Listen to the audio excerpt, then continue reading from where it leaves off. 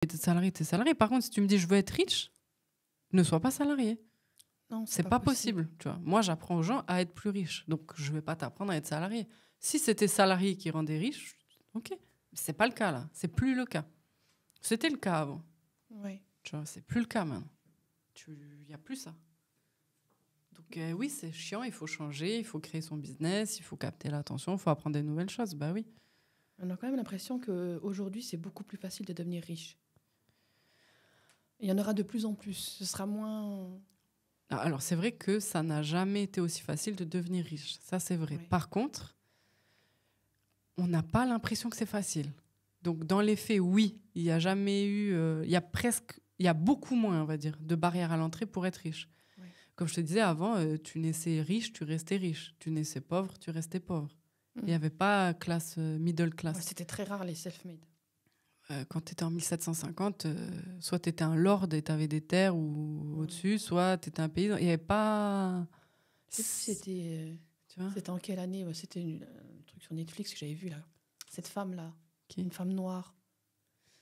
alors ça, les histoires des États-Unis, je sais pas. Mais celle qui vendait le truc pour les cheveux? Oui. Oui, je sais plus son nom. Mais elle est incroyable. Ouais. Mais je crois que c'est déjà un peu l'industrialisation, parce que c'est Je me Rockefeller. souviens plus. Ouais. Il y a Rockefeller, donc c'est déjà industrialisation. Ouais, c'est vrai, Avec l'industrialisation, il y a middle class. Il y a les gens qui travaillaient à l'usine, plus dans les champs, et Ouais. qui peuvent s'élever.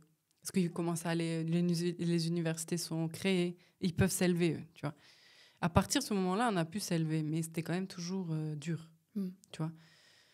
Ah, il fallait aller dans une bonne université, tu vois, justement. Fallait, tu vois. Là, maintenant, t'as même plus besoin d'aller à l'université.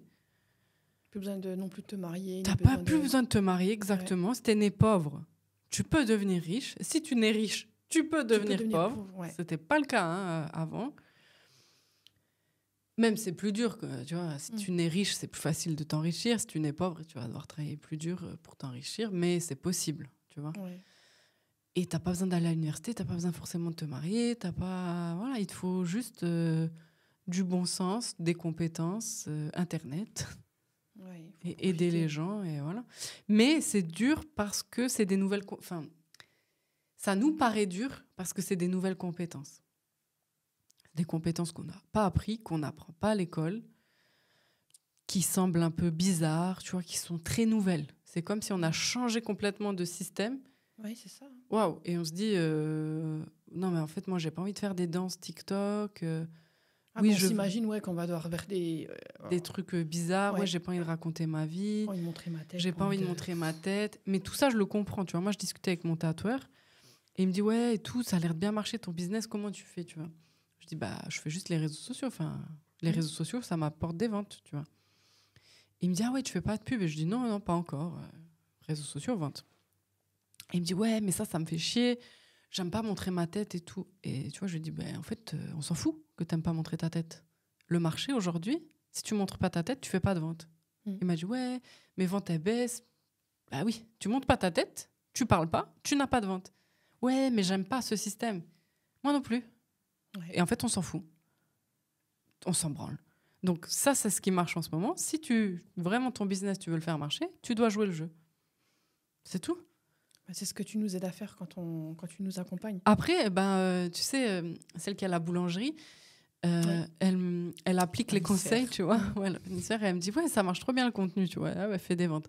Là, elle m'a écrit récemment, elle m'a dit, putain, j'ai envoyé les newsletters, ça marche trop bien, quoi. J'ai envoyé un mail, j'ai fait des ventes. No shit, tu vois. Genre, les gens, je leur donne des conseils, je leur répète depuis 10 ans, mais quand ils voient que ça marche, ils sont là, mais ça peut pas être aussi simple.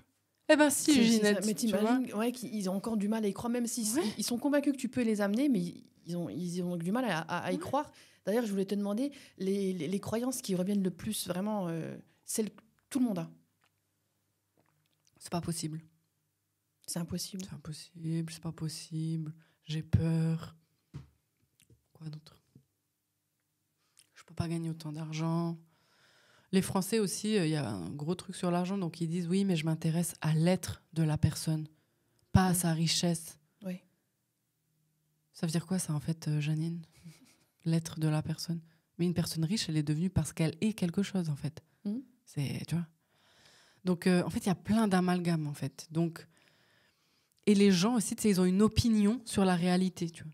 Genre, Non, mais moi, je veux gagner de l'argent sans montrer ma tête. Oui, et moi, j'aimerais gagner de l'argent en étant en Maldives. Tu vois. Je veux bronzer, boire mes petits coca zéro et être multimilliardaire. Et donc, on s'en branle en fait. Hein. On s'en fout, ça ne marche pas comme ça. Donc, si toi, tu n'aimes pas montrer ta tête, c'est ton avis, certainement des croyances, certainement des blocages familiaux, certainement des choses que tu as entendues, etc. Je peux comprendre. Une peur également de te faire juger, de te faire critiquer. Je comprends de ouf, mais on s'en fout toujours en fait. Le marché aujourd'hui, c'est tu montres ta tête, tu crées une communauté, tu captes l'attention, ça fonctionne. Tu veux pas le faire, reste salarié, on en parlait. Et ils ont déjà fait demi-tour quand tu leur dis ça parce qu'ils viennent vers toi, ils savent très bien de toute façon que tu vas ils savent que... Ils le savent, donc de toute façon ils vont le faire. Non, quand toi tu les as au téléphone, les gens qui passent pas à l'action, c'est des gens qui restent avec leur peur, qui décident avec leur peur. Tu vois. Oui. Donc soit tu décides avec ta peur, parce que voilà, c'est un choix, tu as choisi, soit tu décides avec ton envie. Donc, ça a toujours été la règle de l'univers, quoi. Il y a des gens, ils décident avec leur peur, des gens, ils décident avec leur envie. Je pense que une fois que tu es heureux, pour être heureux dans la vie, il faut apprendre à décider avec ses envies. Tu vois, pas avec la peur. Sinon, si on décidait avec la peur, moi, je travaillerais toujours chez McDo. J'aurais rien fait. Comment tu t'organises pour gérer tes différentes tâches sans t'éparpiller et en conservant ton énergie? Comment je m'organise pour gérer mes différentes tâches? C'est vrai que je suis assez bien organisée. Ouais, mais ça peut paraître naturel pour toi ou évident ou facile pour toi. Ouais, alors que non, parce que je suis un peu pas du tout. fainéante et un peu, on dirait pas comme ça, mais désorganisée de base. Ouais. Donc, je peux vite me distraire. Un peu ADHD kid, tu vois. Ouais. Je suis là genre, une mouche, tiens, Instagram, je suis un peu comme ça, tu vois. Donc, on dirait pas, mais je suis très ADHD, quoi. Donc, c'est pas facile. Alors, je dirais qu'il faut... Alors, j'ai appris au fil du temps qu'il faut toujours que j'ai un truc de prévu. Ça veut dire, le jour d'avant minimum, je dois prévoir ma journée par bloc. Je fais ça en me levant, ça le matin. Je mange ça ici. L'après-midi, je fais ça. Je vais au sport là. Le soir, je vois cette personne ou pas. Au minimum, la veille, tu prépares tout ça? Au minimum, la veille. Minimum. Minimum, ouais. Si c'est une semaine en avance, je suis contente. Et du coup, je suis obligée de le faire. Si je prévois rien, tu vois, il y a des jours où je prévois rien. Ça va pas. Je veux prendre un bain, après je vais marcher, après je vais au sport, après je regarde Instagram, après je fais une vidéo TikTok, après je fais ma compta, après n'importe quoi. Donc, donc déjà, planifier un jour avant, le soir avant minimum, ce que tu vas faire exactement dans ta journée. Mais pas genre... je me mets des choses à faire, des objectifs, tu vois. Par exemple, marcher 20 000 pas, faire ma séance de sport, manger ma gamelle à midi en répète. En fait, il n'y a pas d'horaire précis. C'est pour ça que tu parles de blocs? Oui, c'est pas des horaires. Ouais. Par exemple, moi, je me lève à des heures toujours différentes le matin parce que je ne mets pas de réveil. Ouais. Donc, je peux me lever à 5 heures comme à 8 heures. Tu vois, ça dépend combien de sommeil j'ai besoin, à quelle heure je me suis couchée, etc. Mais je sais que je vais toujours faire ma séance de sport, mes 20 000 pas, ou 15 000, ma séance de travail, et je vais mettre les choses pro que je veux accomplir. Je sais pas, par exemple, cette semaine, j'ai toujours un objectif quand même pour la semaine ou un objectif pour le mois, et je m'y tiens, tu vois. Donc, je suis assez... C'est vrai que je fais beaucoup de choses parce que j'entretiens une vie privée maintenant, j'entretiens le sport, la forme physique, l'alimentation, j'entretiens le business, il y a beaucoup de choses, tu vois. Et comme ça, tu arrives à conserver ton énergie. Oui. Focus. En fait, moi, mon but, c'est d'enlever tout ce qui bloque mon passage à l'action. Enlever tout ce qui bloque le passage à l'action. Voilà. Donc, si je suis fatiguée, non, ça va pas. Donc, il faut que je marche, je fasse du sport, que je mange bien. Si, j'en sais rien, moi, j'ai un mauvais mental, non, ça va pas. J'enlève tout ce qui freine mon passage à l'action. Moi, mon but dans la vie, c'est de passer le maximum à l'action. C'est le but de ma vie. C'est très intéressant, ça, de retirer ce qui t'empêche de passer à l'action. Je retire tout ce qui m'empêche de passer à l'action. Les sadhgurus, là, je ne sais pas s'il est bouddhiste ou quoi, ils parlent du karma. Le karma, c'est genre ce que tu accumules. Tu peux en accumuler dans ta vie, dans tes vies précédentes, en fonction de tes croyances, bref. Et en gros, il dit la meilleure façon désengorger son karma, donc d'évacuer son karma dans la vie tu vois, qu'on a, c'est de faire le plus d'actions possibles qui désenchevêtrent. Ça veut dire qui ne créent pas du mal, quoi.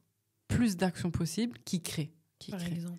Par exemple, si tu... je sais pas moi, si tu te maries et trompes quelqu'un, tu accumules du karma. D'accord. Par contre, si tu te maries et tu crées une bonne vie familiale, malgré des erreurs, mais tu crées, tu fais tout pour que tes enfants ils soient bien et tout, tu enlèves du karma. Je résume vraiment le plus, parce que là, on perd tellement de subtilité, tu vois.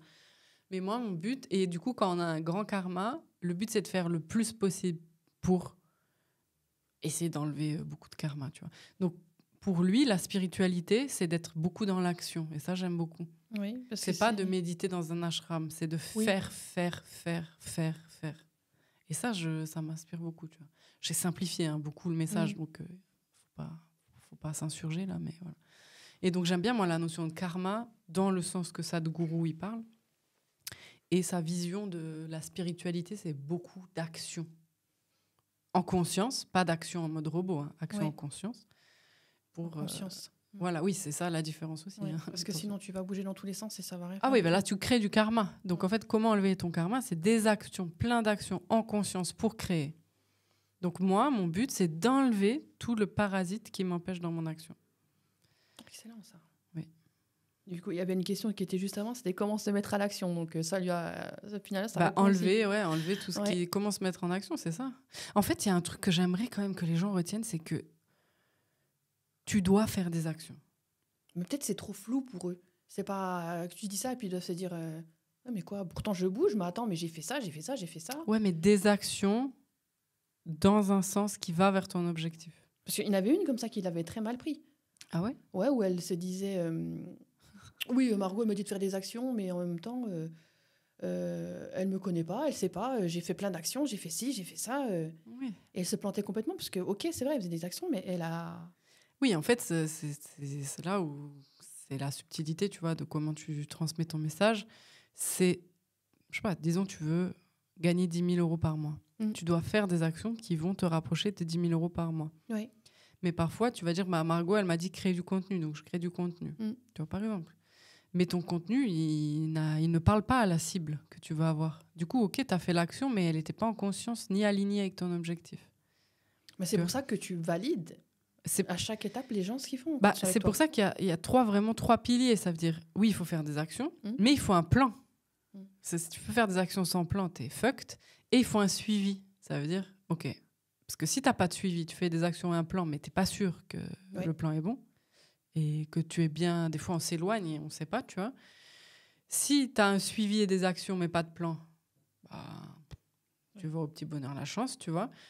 Et si tu as un plan et un suivi, mais pas d'action, il ne se passe rien. Tu vois. Donc, moi, tous mes programmes, je les imagine sur ces 3 piliers-là. Pour moi, c'est ça les piliers du succès, tu vois, dans tous les domaines. Le sport, ça peut être ça. Il faut un suivi, un plan, des actions. Tu vois. Avoir des enfants, suivi, plan, action. Tu veux écrire un livre, suivi, plan, action. Pour moi, la vie, elle est résumée, le succès en tout cas dans la vie, parce que ça se résume sur ces 3 piliers. Et souvent, on fait soit une action, soit 2, tu vois, mais pas les 3. Du coup, c'est pour ça que moi, je prends souvent un coach, parce que moi, je suis très bonne dans l'action, très bonne dans le plan. Mais il me faut quand même un suivi, je ne suis pas surhumaine, tu vois. Donc, mon coach, il me dit, attention, là c'est bien, continue, va à fond, tu vois. Comme un guide, quoi. Oui, c'est ça. Voilà. Donc, c'est ça qu'il faut, ces 3 piliers-là. C'est pour ça que je pense mes programmes à chaque fois comme ça. Et tu penses qu'avec les immersions, par exemple, ça pourrait être suffisant pour certaines personnes ? Ah bah ouais, tu regardes tous les gens qui sont venus en immersion, les retours qu'on a eus, c'était fou, hein. Ouais. Genre, ils ont fait 3-4 ventes juste après. Juste après ce qu'ils ont fait. Et puis, ils ont aimé aussi... Ils ont fait x3 sur leur prix d'investissement minimum en quelques semaines. Oui, parce que ça, encore une fois, ils disent, en 2 jours, c'est pas possible. En 2 jours, oui. qu'on puisse... Ça, j'adore, parce qu'ils se disent, ouais, je vais venir en immersion, mais en 2 jours, c'est bon, tu peux pas changer ma vie. Alors, je ne vais pas changer ta vie de couple, je ne vais pas changer ta vie alimentaire, je vais pas changer... mais ta vie business, oui, je vais la changer. Et en fait, du coup, ils viennent... Et en venant, ils acceptent de changer leurs croyances. Déjà en venant. Oui. En 2 jours, c'est waouh, les gens, ils sont fatigués à la fin, alors que moi, je suis comme ça, tu vois. Ils sont au bout de leur vie. Ils rentrent et ils me disent, c'est bon, j'ai déjà fait 3 ventes. J'ai fait une vente à 10 000. J'ai signé 4 clients à 1 500. Et du coup, comme ils voient qu'en fait, ça peut être rapide, le changement, ils disent, ah ouais, en fait, tout ce qu'on m'a dit, c'était de la merde. Et ils disent souvent ça. Ils disent, mais tu dis l'inverse de ce qu'on entend chez les autres. On m'a jamais dit ça, mais pourquoi on m'a pas dit ça, tu vois. Voilà. Gérer les phases happy and down, les montagnes russes. Donc, comment gérer les montagnes russes émotionnelles dans son business ? J'imagine que c'est ça. Dans son business, ouais. Comment gérer... J'ai frappé mon micro. Comment gérer les phases up and down, les montagnes russes émotionnelles dans son business ?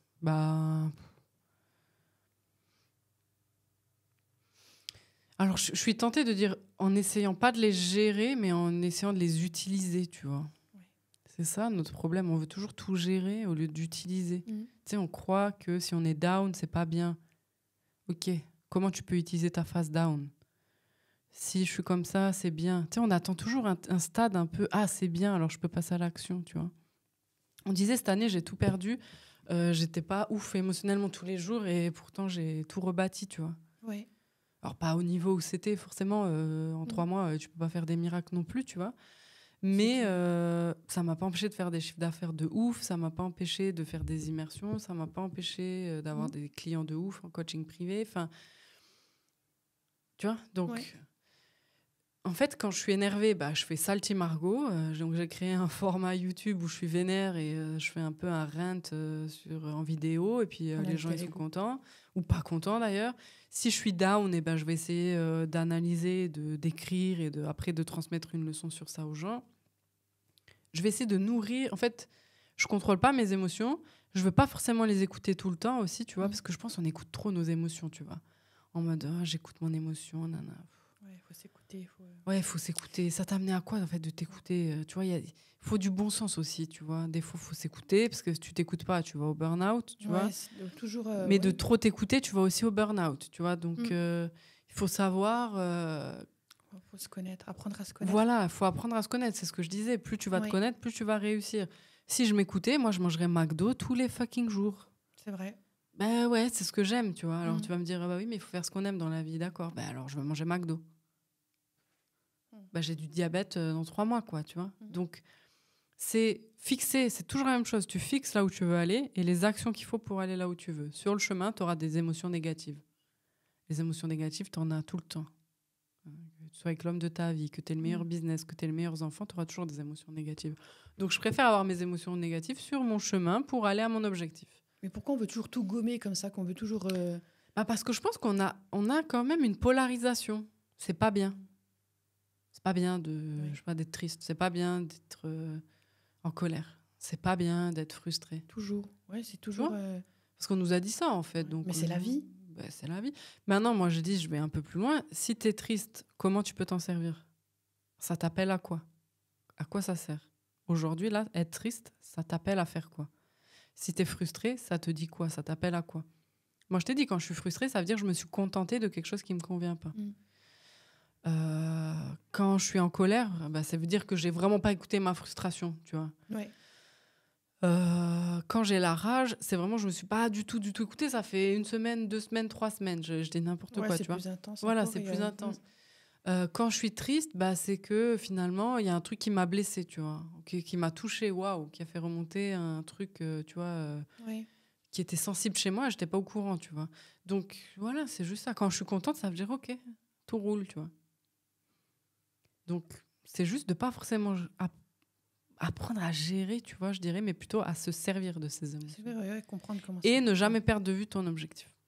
Ça, on oublie trop, tu vois. Oui. Trop facilement en plus. Trop facilement. On se retrouve vite perdu. Ouais. Donc, tu as un objectif, bam, on le suit. J'ai eu quand même la question plusieurs fois par rapport à tes croyances. Ouais, croyances de quoi ? Religieuses. Ah ouais, ça, j'en parle pas. Ouais, ça, c'est quelque chose ils sont toujours en train de demander. C'est vrai ? Ouais. Est-ce que je crois en Dieu ? Ouais, si tu crois en Dieu, ouais. Ça se voit que je crois en Dieu. Bah, je parle de Dieu, ça donc, se voit, mais il y a toujours... Mais je crois pas que ça sert... Tu vois, pourtant, moi, je suis super transparente, mais je crois que la religion, d'en parler publiquement, ça...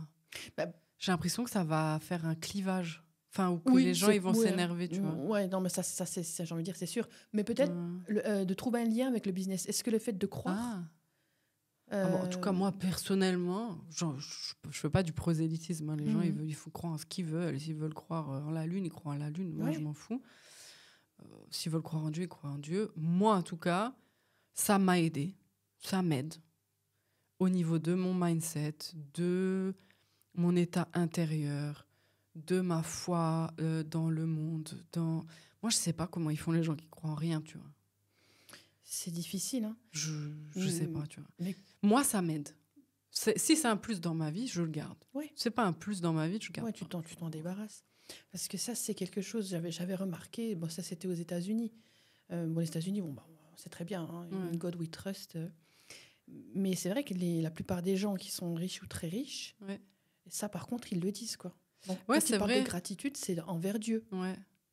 C'est vrai qu'eux, ils sont beaucoup... c'est dans leur culture, comme tu as dit. C'est dans leur culture, depuis le tout Après, petit. moi, je pense au niveau de l'Europe, on a beaucoup plus de différences religieuses, tu vois, qu'aux États-Unis. Aux États-Unis, c'est plutôt christianisme ou chrétien, je sais pas trop la différence, désolée.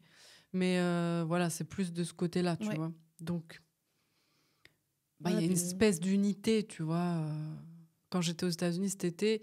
Il n'y a que des églises. Alors, moi, je ne capte pas grand-chose, mais églises genre protestantes, luthériennes, anglicanes. Genre, il y a des fois, tu vas en voiture, tu as une église tous les 100 mètres. Mais ce n'est pas les mêmes branches, tu vois. Donc, mais il y a quand même une certaine unité, quoi. Tu vois. Donc, c'est pour ça, je pense qu'ils le disent un peu plus. Voilà. Moi, pour l'instant, je ne choisis pas d'en parler. Non, mais ce que je veux dire, c'est que c'est pas forcément lié aussi... au business. Ouais, au business.